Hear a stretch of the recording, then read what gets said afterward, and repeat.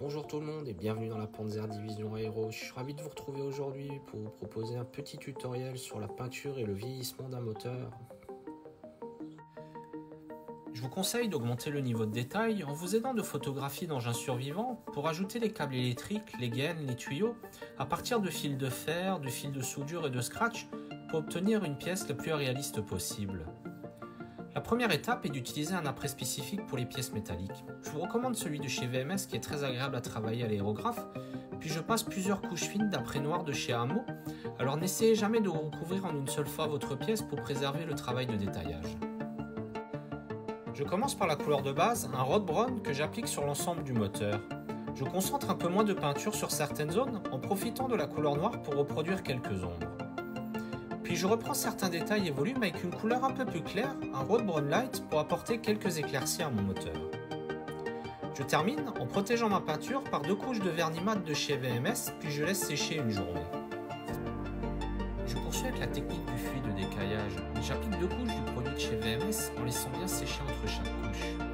Pour la couleur de base du moteur, j'utilise un mélange de bleu et de gris-bleu que j'applique sur les éléments de la carcasse, le même que j'ai utilisé pour mon projet du Tigre hivernal. Une fois la peinture sec au toucher, à l'aide d'une brossette intermédiaire imbibée d'eau, je frotte pour retirer la peinture et je reproduis les traces d'usure. Il faut essayer de travailler subtilement avec des gestes souples pour éviter d'être trop grossier et rester cohérent avec l'échelle du modèle. Je fais une reprise avec la technique de l'éponge pour les éclats de peinture trop grossiers ou qui manquent de réalisme.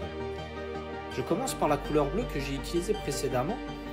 Je prends un morceau d'éponge que je maintiens fermement dans une pince à verser et je décharge la peinture au maximum sur du papier pour limiter les dépôts. Je termine ensuite mes reprises avec la couleur d'origine, rod brown, pour ajouter des éclats d'usure sur les zones où le travail de shaping n'est pas assez prononcé.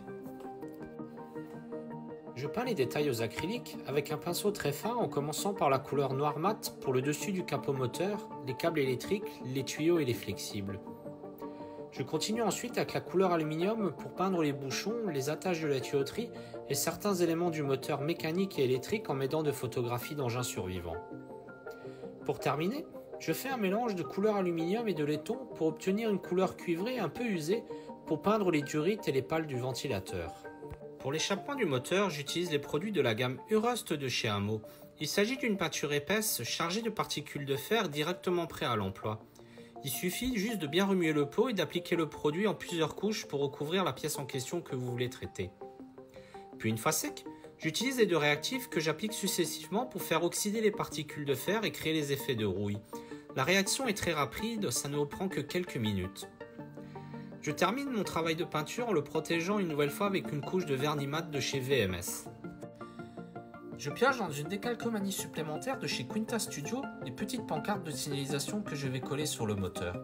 Au total, nous en avons 3. Le produit est simple d'utilisation, il suffit juste de le tremper dans l'eau pour qu'il se détache de son support. Et pour être sûr qu'il ne s'enlèvera pas, je dispose d'une petite goutte de colle de cyano transparente. Je commence la phase de vieillissement en utilisant un filtre gris neutre pour affadir mes couleurs et leur donner un effet usé et terne. Je l'applique sur l'ensemble de la structure hormis l'échappement. Je décide d'apporter des tonalités de rouille supplémentaires. Je reprends mes éclats de peinture où apparaît la couleur rod brown avec un Lavit Light Rust. Je fais des dépôts avec un pinceau fin, puis au bout de quelques minutes, j'estompe avec un autre imbibé de diluant. Pour ajouter de fines taches supplémentaires, je fais quelques projections avec un cure-dent.